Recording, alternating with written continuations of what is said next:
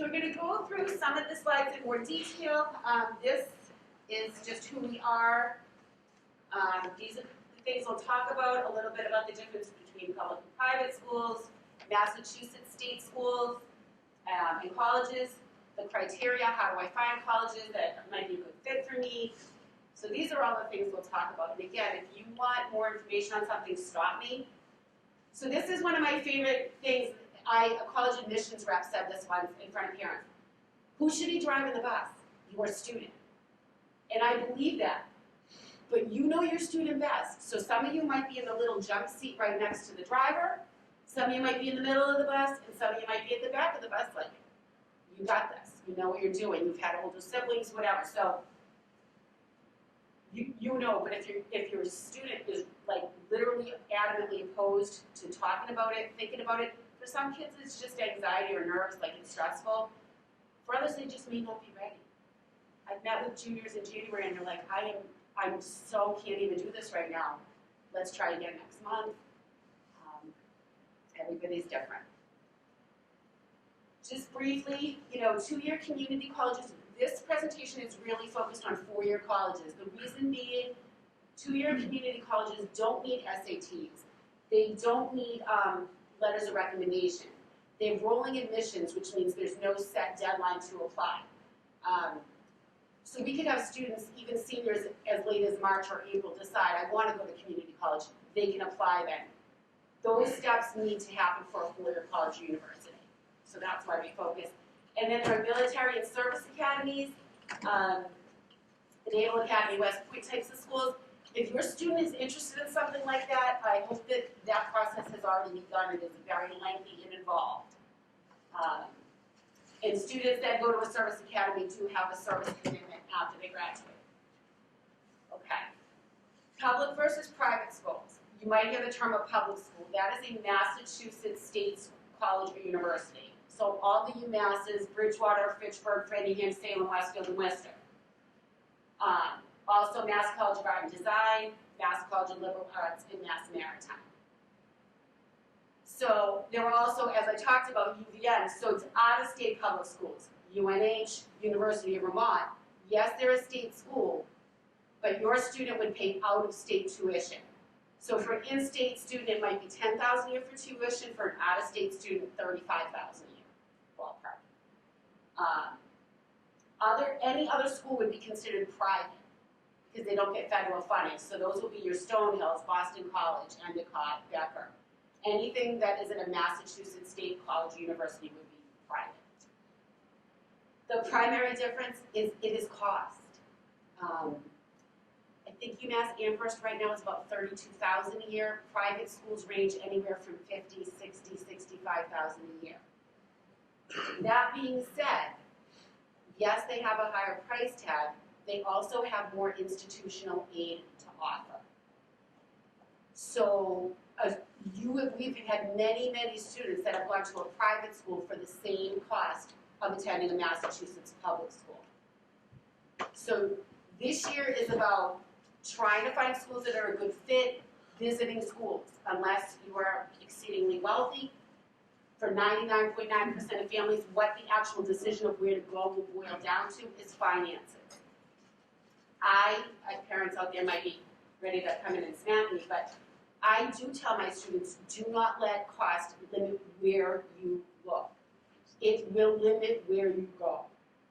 But you don't know what they're going to get for financial aid. They'll apply. If they're accepted, they'll get the financial aid. Then you have the hard conversations. I have been very clear with my son. You can apply where you want. You are not going to take $150,000 in loans. So we're going to make the decisions when the time comes based on what your financial aid awards look like. Unfortunately, sometimes too, the private schools might have a prettier campus. They have a lot more money to spend on their amenities, but you don't want to pay for the pretty. You want to get the education that you need to go on to where you want to be in life. But my son definitely commented on the architecture at many colleges, which I found fascinating. Dating myself, when I was in high school, Massachusetts state colleges and universities were almost like a community college. Basically, if you got out of high school, you were a decent student, you could go to a state school university. That has changed considerably, especially over the last decade. Guesses as to why? Cost. So there are students that get into Boston University and Boston College that are choosing to go to UMass Amherst for financial reasons. So as their applicant pool grew, so did their selectivity. So when students say to me, well, I'm just going to go to UMass Amherst with my 2.2 GPA, you're not. And trust me, sometimes I'm like, I leave a meeting, I'm like, oh, I'm a drinker. But they need the reality check. State schools are competitive now. Standard is they want a minimum GPA of a 3.0. That is what they're looking for. That being said, anyone with a GPA of a 2.0 to a 2.99, in the past, they've used a sliding scale. And as you can see, students below a 2.0 GPA cannot even apply. They are not eligible for a state school university. This little sliding scale will basically just show you. So for the UMasses, the lower the GPA, the higher the SAT or ACT score needs to be. A 1220 on the SATs is a really good score. But there are kids who have struggled in high school, but they're really good test takers. And then we have the opposite, right? Kids that are great students, work hard, and they're not good test takers. This has always been pretty much the line. And it's a little bit lower for the state colleges. If your kid has a 2.5 2.8 GPA and they get a 990 SAT score, that does not mean they're getting in. That means they're eligible to apply. Okay, so these are minimum standards. The tricky thing over the last 2 years, and I don't know if it will continue for your students, is obviously, the pandemic has had a major effect on this. We were seeing a trend in test optional before COVID came about. Some schools were making it optional for the students to send scores or not, and obviously that has grown tremendously over the last 2 years. We just don't know yet. So my advice always, you're better off taking the SATs and not needing them than needing them and scrambling in the fall of your senior year. Okay? If your student takes the SATs and every college they're applying to next year is test optional, they don't have to send them unless they want to. They'll have the choice. A caveat in there as well, and I talk about it with my students, be sure to ask, is our test scores required for admissions and merit-based aid? Because even years ago, test optional schools would be like, oh, we're test optional, but we need SAT scores to consider you for merit-based financial aid. Again, that has changed significantly over the last 2 years. That is a definite question I would ask. Your students took the PSATs. They should be taking their first standardized tests this spring. And we will talk about that more later. All right, how do I find schools? So up here has a list of criteria. Again, every student is individual. So everybody's list is going to be different. Location. I think that's important. How far from home? How far are they wanting to go? And how far are you willing to let them go? Sometimes it's surprisingly different. Kids don't think about things like, yeah, you can go to college in Florida, but you're literally coming home once a year for Christmas because we can't afford to fly you back and forth all the time. That may never have entered their minds or yours, but that may be the financial reality. Size of this school is huge to me. We are a small school. A lot of kids are like, I want a big school. Great for some kids. Like a UMass Amherst is an exceptional university. Can't say enough about it. Some of their general ed classes freshman year, they will be in our auditorium with 500 other students. That is how it will work there. For some kids, great. I'm going to go to class, I'm going to do my thing. For other kids, that may not work. They've come from a school where they know their teachers know them. These are things they should be thinking about. What's going to work for me? For some kids, it's a major. Other kids literally have no idea about a major, and I think that's fine. I think it's fine. It's nice if they know, but 80% of kids change their major once while in college, at least once. So unless they really know, maybe that's not a big criteria for them. Obviously, admissions. What's in my range? If the GPA they ask for is a little higher or lower than mine, great. If, again, I'm that student with a 2.3, I should not be looking at Harvard. It's just reality. Retention and graduation rates, we're going to probably care more than them. Retention means and I tell kids every time, ask this, what percent of your students that go there as a freshman return for sophomore year? If a huge number of students don't return, why? Do they not like it? Did they flunk out? What happened? Why did they not come back? Does your student want to live on campus? Do they want to commute? What are the housing options? What do they offer for athletics, clubs, activities? Every kid is going to have their own list, and everybody should be unique because they are a unique person. All right, so how do you do this? What we use is Naviance, and there is, out of this for a second, and we have done this already with grade 11 students in classes. So for the kids that said, I am 4-year college bound, this is the exact activity we went through with them. I'm going to go through it quickly to show you. Okay, I can remember this is my student card. So I had to make myself a student to do this.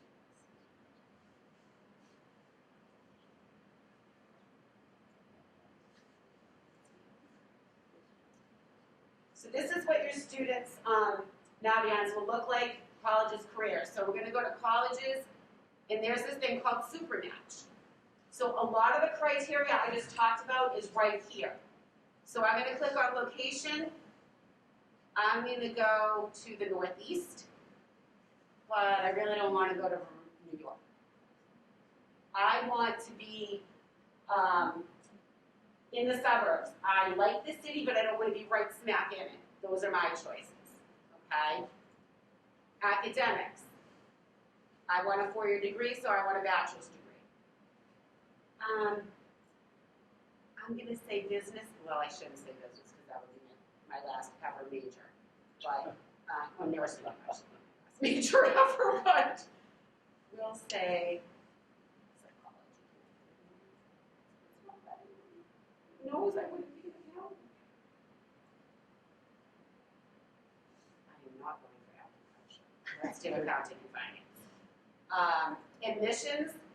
Your student's GPA is already going to show up in here because it's in Naviance. I'm going to say I'm a 3.0 GPA. They can put in the acceptance rate.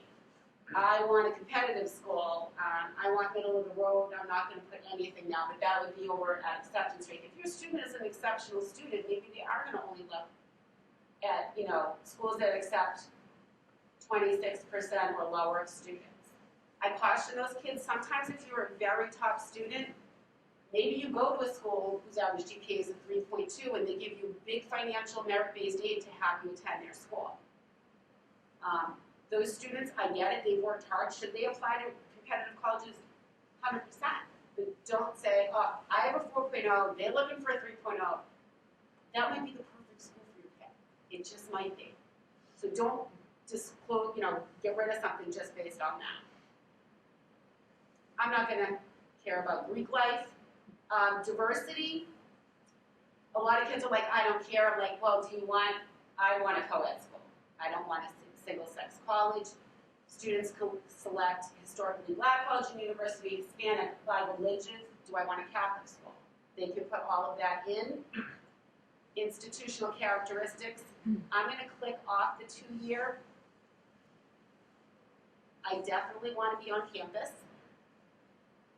And I tell my students at this point in their search, it's better to go really broad than really, really narrow. So some kids are like, I must have all these things, but are they really must-haves? Because at this point, a lot of kids' must-haves are going to be certain states, maybe the size of the school, city or suburban, and I must have soccer. And maybe I know my major, but the more they put in, it's going to narrow their list, which if they're 100% certain, great. I know myself, I would do fine at a small school up to a mid-size, but anything bigger than that's not gonna work for me.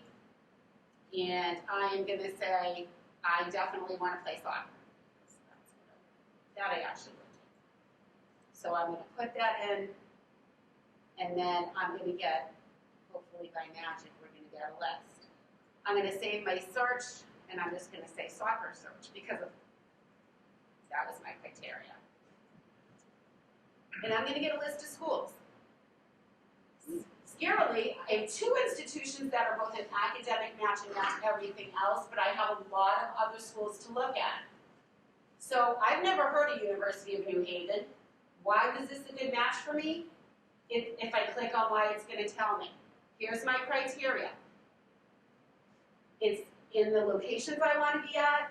It has the kind of campus I want. It's not in the city. It's a suburb of the city. It's a 4-year school. It's in the size range I wanted. They have on-campus housing. But I said business and accounting, which I would not be. So there's an X. They don't have your major. But they have everything else I was looking for. So it's an 88% match. It's co-ed, and they have soccer. So is that a school I want to look at more? Maybe yes.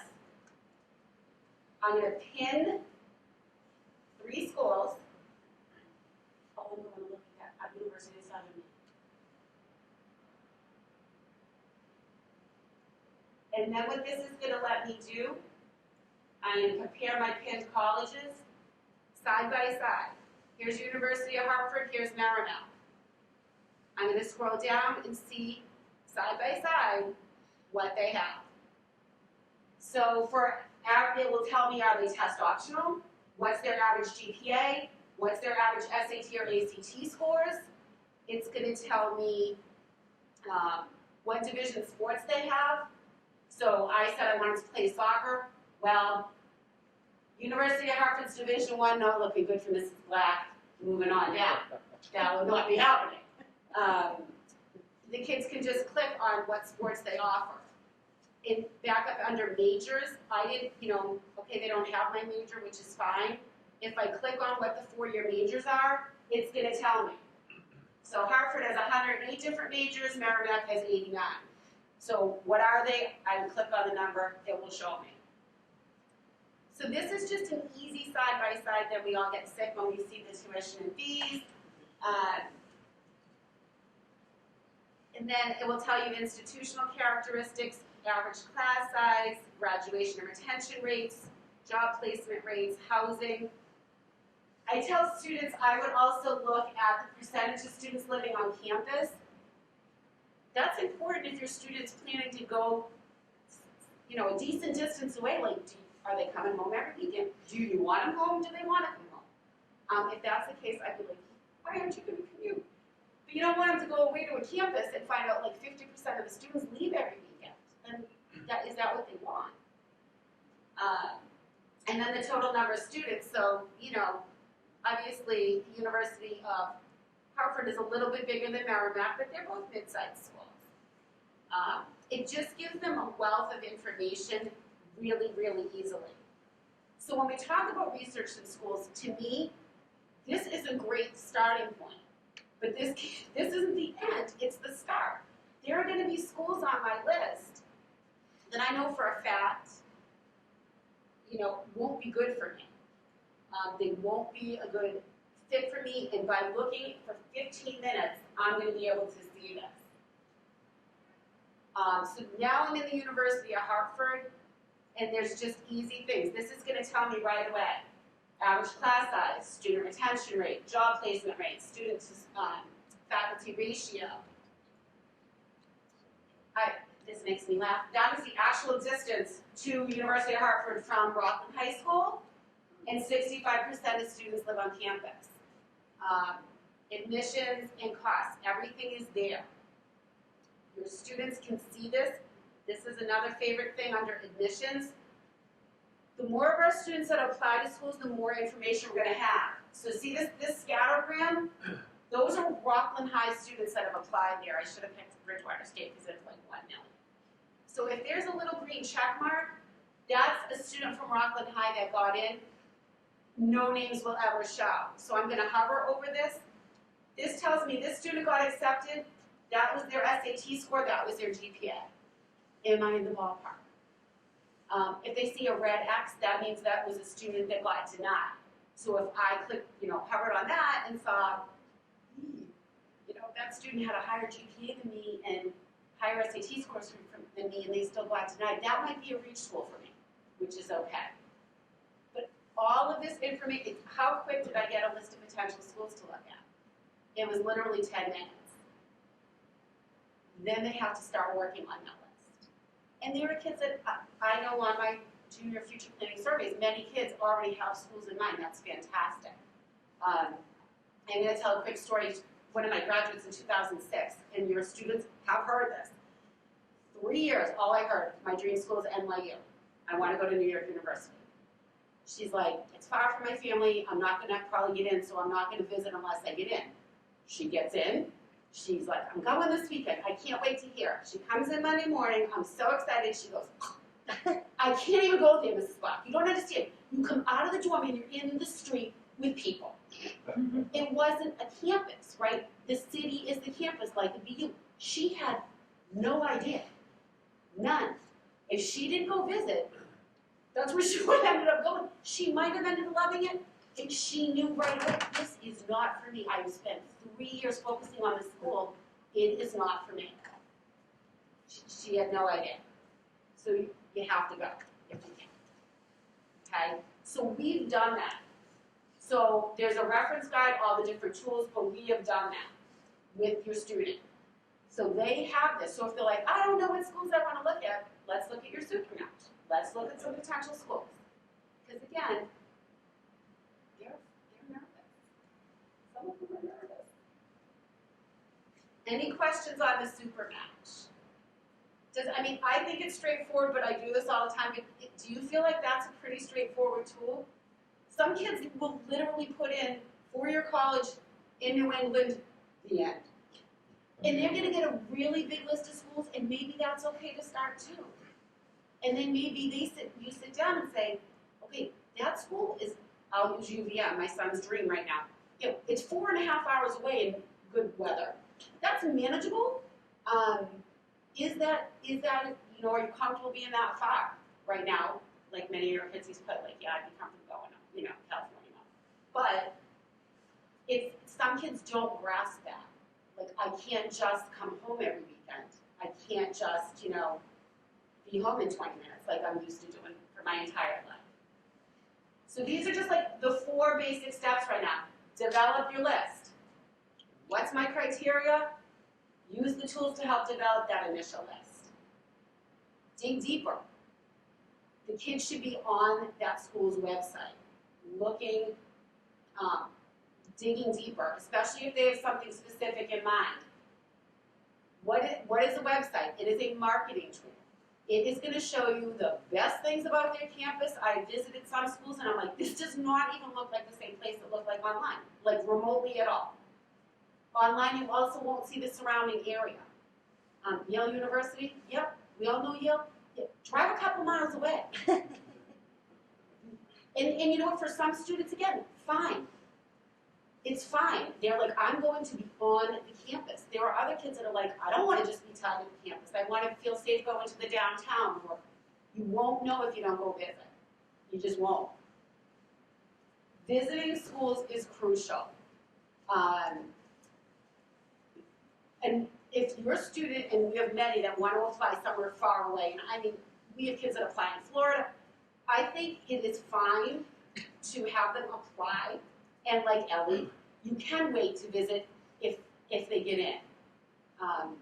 Anything reasonable for you to visit, you really need to go. There are less tours being offered by schools. They're taking fewer people on each tour. So again, I tried in September to sign up for a tour at UVM in November, and they were all full. I called them, I don't know, maybe because of what I do for a living, but she's like, we got you in. But at UNH, we just had to go to the student union and click on some thing and do a self-guided tour around the campus with our phone. We didn't get half as much out of the official tour than we did walking around on our own. It was still good to do. We got to walk around, get a feel for it, the surrounding area, but it wasn't the same. We didn't get half of the information that we got.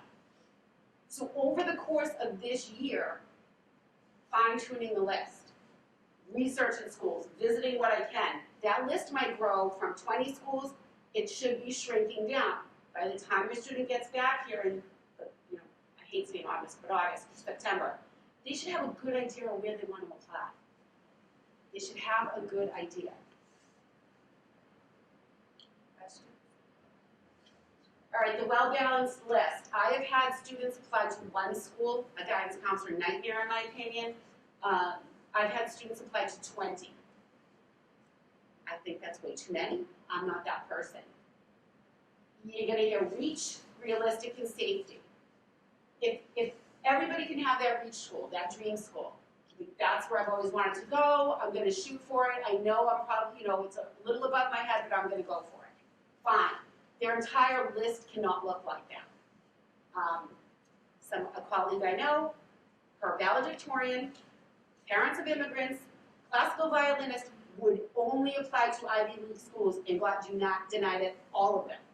She then gets a call from her superintendent, why is our valedictorian not going to college?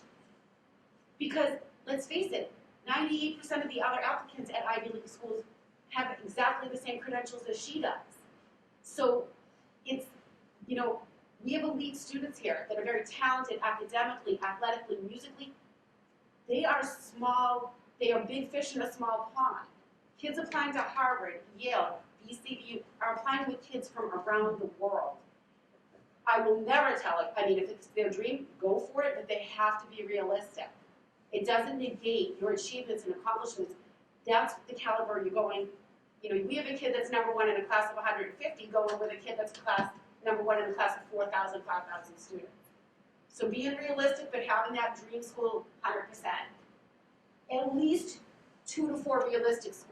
At least. Realistic meaning I have a good chance. My stats, everything look comparable to, what they're looking for, and then the safety school. Again, many years ago, a state school would be a safety school. They're not anymore. For some students, I say you should have, you have to have at least one state school. For some kids, that may be a financial safety rather than an academic safety, right? There are differences. Everyone's different. How many schools should I apply to? Again, it ranges the gamut. My strong feeling is you should not waste your time and or money applying to a school that you wouldn't be happy to attend. It is very hard to get kids excited about their safety schools, right? Because it's like, well, I want to go here, here, here, and then I'll throw those two in. What happens if those two are the ones they get into? So it's just as important, and it's harder to get them to research and invest in the safety schools as well. Okay. Again, sometimes I need my office, like I'm a dream killer, but you can easily look at something. You can Google admitted student profile for Boston University. That's what's going to show up. They're going to show you how many applicants they have and how many they accept. So they 61,000 applicants and took 3,000. There's almost 60,000 kids that got that rejection letter. It's a hard pill to swallow, but when you look at that, maybe they won't feel so bad. I got rejected with 58,000 other kids. It shows the average SATs. It shows the overall, GPA. Those are only 2 factors in admissions, but for the more elite schools, those are going to be important. But colleges look at everything. They look at their GPA, they look at grades, they look at the rigor of their academics. Did a student get straight A's all through high school, taking just college prep classes? Well, that's nice. And look at their nice GPA and look at all those A's. I am a college admissions rep. I'm like, that kid should have challenged themselves. They were capable of honors or maybe AP classes, and they chose the easy road. I'm looking at the kid now that might have got some B's in honors and AP classes. To me, academically, that's the better student because that's the student that challenged themselves, right? They look at standardized test scores, hopefully less now, I hope they go away forever. Class rank, again, I don't think that's necessarily a huge thing, but for more elite schools it will be. And when I go back to grades, they look at progression as well. Many kids have a rough freshman year, and then they improve, and they improve. That is important. You'll hear like junior year is the most important. It's the last year of final grades of college, we'll say. So for your kids, all the college is going to see on their transcript from freshman, sophomore, and junior year is their final grades in June. That's it. They're not going to see their term grades. So I had a bad term, look. Doesn't matter. It's going to be your final grades in June. They'll see first term and mid-year grades for senior year, but for the other 3 years. So my poor son, he's my example. My son, freshman year, honor roll, great. Last year he was a legit train wreck. Like so many kids, I mean, it didn't do well, let's say that. This year he's a junior, first term, got straight A's. I'm like, well, and that's great, but like your sophomore year doesn't go away. And he goes, I know, but it was COVID. Yes, it was COVID for every junior in America.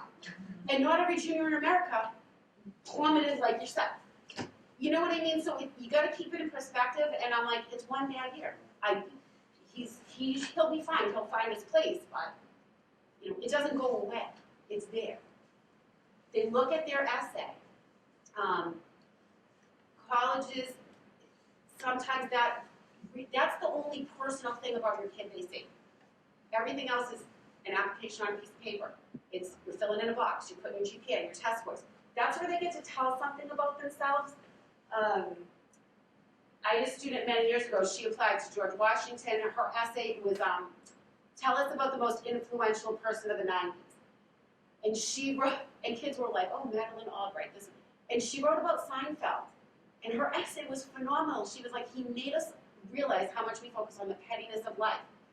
George Washington called us to say she was on the fence and her essay is what got her in. We are sick of reading about my biggest life accomplishment is scoring the game-winning goal in my senior year. Oh my gosh, yes, we've read that essay. There's something unique about your student. BU told me one of his favorite essays. It was a kid from Boston that had never left the city, and he would sit on this park bench every day and watch people and what he saw and how that affected him as a person. Thankfully, hopefully, right, most of our kids don't have that life wow experience for good or bad, and I think that's hopefully 99% of our students. They live in a nice little suburban community, and they're, you know, go about their business. And sometimes they work too hard at being creative, and that reads very poorly as well. It's just, who are you? There's something about your student that makes them who they are, and that's what their essay should reflect. They'll look at their resume, what they've done throughout high school. On Naviance, we have already done that with your students. They have a resume. It includes everything they've done during high school, work, community service, extracurricular, sports, clubs. It's there. Nice feature in college applications now, they can upload it right into their application. Do you want to include your resume? Here you go. They'll get letters of recommendations. Some might have to audition or perform, and then the special talent or ability. That's also the real world. I have a 4.0 GPA, and my SAT scores rock, and here I am.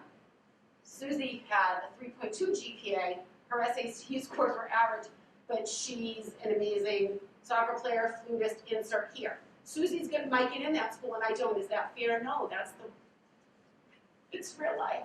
Sometimes that type of thing, a sport, a musical ability, artistic, might be the thing that gets the kid in over somebody else.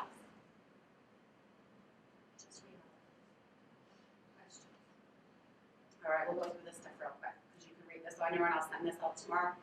Our kids, I fought for like 5 years for this. 5 absences between junior and senior year will be considered excused for college visits. Literally 5 years. It is important for kids to visit campuses. Parents work, I get it, so like sometimes the only time you have a day off during the week, you're like, we're going to go visit the school. If they get something that says they were there and bring it into the school, that will be excused. It will not, count against them. And then campus visits, there's a lot here. I'm not going to go over it all. It's just, how do I set it up? On the website. You can click any college, it will say visit us. You will just, click when what's available. Again, sooner the better, because it's shocking. Like right now, I know UMass Amherst does not have anything posted for availability past February. So they have January and February visits now. Other schools are posting all the way through May. So we were asked if we were all vaccinated. I don't know if they would have not let us come, but they asked that. When to visit is important, when classes are in session, if possible. Again, work, life, sometimes families go in the summer, what's not there? Yeah, it looks different. Same thing, like some schools do Saturday visits. I like that because you get to see what's the campus like on the weekends. And again, they're going for their education, but if they're going to live there, that's important. If you have to visit a school for the first time in the summer, great. If your kid loves it, I recommend going back in the fall and seeing it when the kids are there. February and April vacation are prime times. They are open and geared for our students, our juniors to come. Just some notes like top reasons to visit. There's places to visit, questions to ask at each place. If your kids are, why do we have to go? Last thing I'll say on this, unless there are questions about campus visits, it's called demonstrated interest. Colleges keep track. They keep track of who visited their school, who's been on their website, who's gone to a virtual open house, who's responded to their emails. It is a fact. If your student goes and visits, and they answer the emails, and then they do, like we're going for a second visit because we only got to do a tour, we didn't get to do an info session. We're going back to school for the second time. We will not do an official third tour visit. If you apply and I apply and we look about the same and everything else, you've never visited, I visited twice. What is the likelihood that I'll attend more than the student that never applied? The likelihood is greater because I've expressed that interest. I really like your school. I visited twice. I've listened to your blogs. I've been on your emails. Their goal is they admit students that they hope will attend. Every school over admits. If they have a class size of 3,000, they might accept 5,000, 6,000 because they know not everybody's going to come. But they keep track of that stuff. They really do. So especially if it's a real school of interest, visit. I'm Mother of the Year or the worst mother ever. I have my son's email and password, and every Saturday I check his email and see what he got from colleges. Because he doesn't. I don't respond for him, but I'm like, are you interested in any of these? How many of your kids have gotten a slew of information since they took the PSATs? Yeah, my son is getting stalked. We get him in the mail, the emails. He's overwhelmed. So it's like, okay, we're going to take 20 minutes. How many of these schools are you actually interested in? There might be 5 that respond to that email. That's it. The rest of them just delete. But they do keep track. I feel like I'm overwhelming you all. But again, you're going to have this information, so I have definitely emailed you all the stuff about testing, so I'm not going to go through this all. On this slide, it will have test dates. We always get questions, how do I register for the SATs? It is here. It will walk you through. Students do not register for SATs or ACTs through guidance. Like, we just give them the PSATs. They sign up through their College Board account for SATs, or for the ACTs, they create an ACT student account. That's it. We give the May 7th SAT here. We used to have capacity of 150, now it's down to 100. Even when it was 150, we fill up every single May. Is that a hand or a stretch? Okay. There's plenty of local schools that give it. I just feel like they're going to be more comfortable taking it here. If they go to register, there is a million questions. 90% of them are optional. I did not even look at those with my son.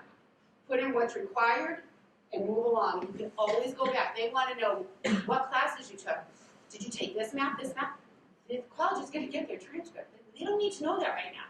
You wanna get them registered. And we'll, here, plenty of other schools will offer them. In past years, the last 2 years, many tests got canceled because of COVID. I feel good about it. I feel good about it. The test fees are there. If your student is on free or reduced lunch, this is important, they can get a fee waiver. They have to get that from their guidance counselor before they register. They can't register and pay the $55 for the SATs and then be like, oh, I need a fee waiver. That's not how it works. They need it before. And the fee waiver will give them 2 free SATs. Okay? So that has already been emailed out to you, but everything you would need to know is there. That's what I just talked about. Take the May. I strongly encourage students to take the SATs at least twice. Usually May of junior year, first available one in fall of senior year.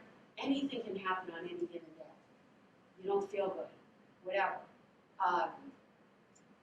If the scores fluctuate a lot, I would say take them a third time, but if they stay about the same, that's about what you're gonna get. Students, if they take the SATs, and they say, yes, I'm gonna send my scores, all of their scores will go. So if I took them twice, and one day I did great in math, and I bombed the English, but the other time it was vice versa, the colleges are gonna take their highest subject and combine that, okay? There's also things like score choice. I can pick and choose what scores I want. They charge you a fee for that. This is what but your student will decide if I want to send my scores or not. Do I have to send them? No, they weren't great, but on the other hand, wow, I did better than I thought. I'm going to send them scores. Can I ask you a question? What do you mean by combined? Like, are they taking the highest of each if they take it? Yes. Like, it's not an average. It's not an average. So, like, again, I've had students take the SATs 3 times. The first time they got a 620 in math, but the second time they only got a 470 in math. Why? Who knows? They're going to take the highest math, the highest critical reading and writing. Fair enough. That's what they're going to do. Thank you. Yep. Yeah. And again, kids are often like, I don't take these, my son, I don't take these tests till senior year. I'm like, oh, are you new? Who do you live with? It's shocking. But just like, again, what they should be doing this year, grades are important. The other benefit to looking at colleges now, sometimes it really does help kids decide what they're going to take for senior year. If kids have 5 or 6 schools on their list, I'm a nursing major. Email them. I have emailed admissions a million times for students. My student is trying to decide between, AP Physics or Anatomy and Physiology honors. What do you recommend they take if they're going to apply to your nursing program? They will get back to me. They will get back to your student. Research in schools, visiting campuses, college fairs if possible. I'm not the hugest fan of the old, how many people went to the cafeteria and they're like 400, or you in Boston at the exposition center. No. Any information, you can get, you will get online and then through a campus visit. Starting your essay, which we'll do, signing up for standardized tests, and then cleaning up social media. That's something we'll talk about then. It is shocking to me how many colleges say we look at potential applicants' social media. It's horrifying. Even the simplest things, I have kids with they want to use their personal email, not their school email for colleges. And then, I don't know, kegstand24 at Hotmail, that shouldn't be the email you use for college stuff. I don't know, kegstand is like, we're going old school, you know what I mean? I don't know. Like, if it's something that you would be embarrassed to show me as a student, you shouldn't want colleges to see it either. You really shouldn't. So for their emails, do they have access for a certain amount of time after school? They do. Once they graduate? Yeah, so they will have access to their school email until usually at least the 2nd or 3rd week in August, after graduation. Yeah. They will also get an email, which they will likely ignore, from our tech people saying, here is how you transfer all the stuff on your school email very easily onto another email. But, yeah, because they'll need it for if they take AP exams, they need to access their scores. And again, some students do choose to use their personal email for college applications. It's in their college board account. It's a choice. I just kind of like school. I'm flying to school, we use my school email. All right, so the financial aid piece, I know it's important. We host a financial aid night in the fall for senior parents. We also do a Fast to Help night. The local scholarships at graduation aren't available for seniors until like March, so plenty of notice. Every student will need to file the FAFSA, the federal application, a free application for federal student aid. That doesn't matter where they go, you're filing it. Some schools require the CSS profile, and we all say a little prayer that we don't have to do the profile. It's the worst. That's in addition to the FAFSA. There's a link in here. It will show you, check the schools that require it. And again, you pray if your school's not on it. It's so invasive. It's bad. I mean, the FAFSA is like your income. That profile is like, every asset. They want it all. So for juniors, there are some easy, nice tools. I've started using more as a parent. Estimate your federal aid. Estimate the cost of college. So there's every college on their website has to have a net price calculator. That's going to show you the exact cost. What does it cost to go there? They'll tell you what's the typical financial aid award. These tools are there. The resources from the federal student aid are nice. Tons of different things here. So there's webinars, there's brochures, there's flyers. This will tell you about the whole financial aid process. Some of this stuff I'll email out anyways, but it's there. The other one is NEFA. I love this as a guidance counselor, but also as a parent. The Massachusetts Educational Finance Authority, I'm sure I've mentioned it to you before. So much information here. They have events, they have webinars, they have videos, all the different aspects of financial aid. So I don't have time to go to the thing in person, but I want to watch this video. Understanding the FAFSA, there it is. What to know about the profile. College admissions, how do I pay for college? It's all there, and it's a reputable, trustworthy asset for us as parents. And then scholarship information. So senior year, we also get notified about outside scholarships, right? Tons of different scholarships. There's a Google Doc. Every time I get a reputable scholarship, I will add it to there. That will also be shared with parents. I'm not trusting that just to your kids. So senior year, you'll get that. There are tons of different ways that they can search for scholarships now. And these are some of the top ones. Going Merry, I like it. Your students, some of them, they're going to have to create an account. They will get, I get an email. Here are your January scholarships. Here are your February, scholarships with February deadlines. There are scholarships students can apply for junior year. They don't have to wait till senior year. I sent something out. I hope you all saw it. The Big Future scholarships through the College Board. Did you all get this? Again, this is me and my son tomorrow night. Here we go. Even though they're using Naviance to build a list, they can do it at College Board. There's 6 steps. They get entered for a chance to win a scholarship with every step they complete. 2 years ago, one of our Rockland students got a $40,000 scholarship through this program. So she got guaranteed $10,000 a year.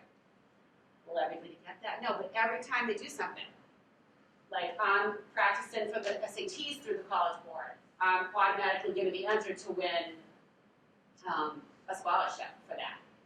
When I complete the FAFSA, I'm going to be eligible for a scholarship for that. The $500, the $1,000, they add up. I know it doesn't seem like it when you're talking about $50,000 a year, but it really does add up. So, again, I think as parents, we all, worry about how we're going to pay for college.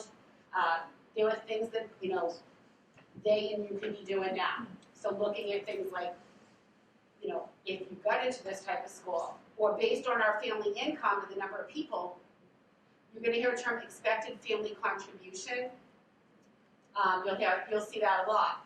So that's where colleges are gonna get some basic information, and you'll get it from the FAFSA, and they're gonna give you an expected family contribution, which sometimes is hilarious. You're like, we might be able to scrape together $5,000 a year, and your EFC is $20,000 a year. I've seen one college will say your EFC is 5, another will say it's 15. Well, how can they be that far apart when they have the same information? You have to ask a question. But you can start to get a feel for that now. What's our EFC going to be? What are we going to, what do we think schools are going to be looking for us to pay?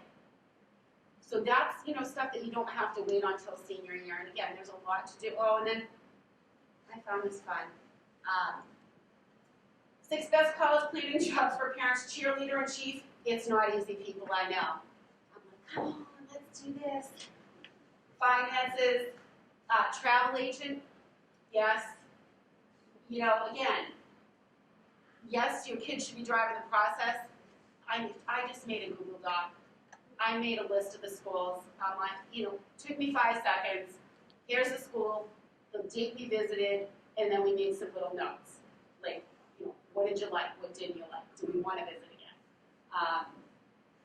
Sometimes they need, again, I'm not saying that you should be like doing it all or doing nothing. I think your student, you got to find a balance, but most of them need a little assistance.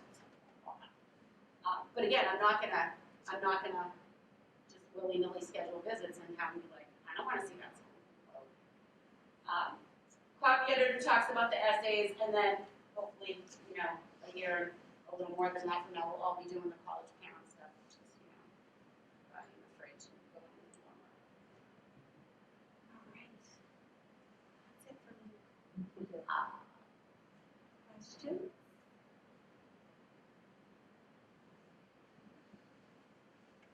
I think you did fantastic, thank you. There used to be a lot more in here, and I'm like, I think it's too much. This was cut down, but again, if you look at it all at once, it's overwhelming. When you break it down, right now, researching schools, that's it. I tell kids, take 10 minutes or 15 minutes, plan on 15 minutes twice a week. I'm going to research a school online. I'm going to look at my Naviance list. I'm going to look at 2, 3 more schools this week in depth. I'm going to put one of them on my maybe list. One I definitely want to visit, and the rest I'm not interested in. That's how it starts. And that's really where they should be right now. If they already have schools they are really interested in, I would be trying to set up visits. Again, you can go on your own. I didn't find it particularly helpful. Champlain College, I have to say, I got the email about it. We signed up. It was an open house. What do you think when you hear open house? What do you hear? What do you think? Yeah, you just kind of show up, right? We knew we had to register at 8:30. It was from 8:30 to 3 o'clock, which we had to leave early to go to UVM. But we had breakfast. We saw a presentation. We went and visited with a classroom of a potential major of interest. Then we went to a general presentation, and then we had lunch. But I got to get a campus tour. It was fantastic. I just didn't plan on that. I'm like, what? It was like an all-day thing. And then at UVM, we just did the campus tour. We didn't get an info session. Open houses can be nice too because admissions will be there, financial aid will be there. So think about what you're looking for when you go to visit a school, and know how much they expect you to be there. Because we were like, oh God. But it really was good. It was really helpful for us. And again, I'm trying to make it fun. Like when we went to visit schools, my friend and her son came with us because he's a junior too. So we're like, all right, we'll go visit 2 schools and then we'll go up for I don't know. We tried to make it not torturous. Like get in the car, me and you're gonna be dragged around for 8 hours because he's gonna be like, yeah, I'm not doing that. But it should be. It can be stressful. It should be not as fun, but it should be exciting. Like this is your future. You have to be vested in it. I'll support you, but you have to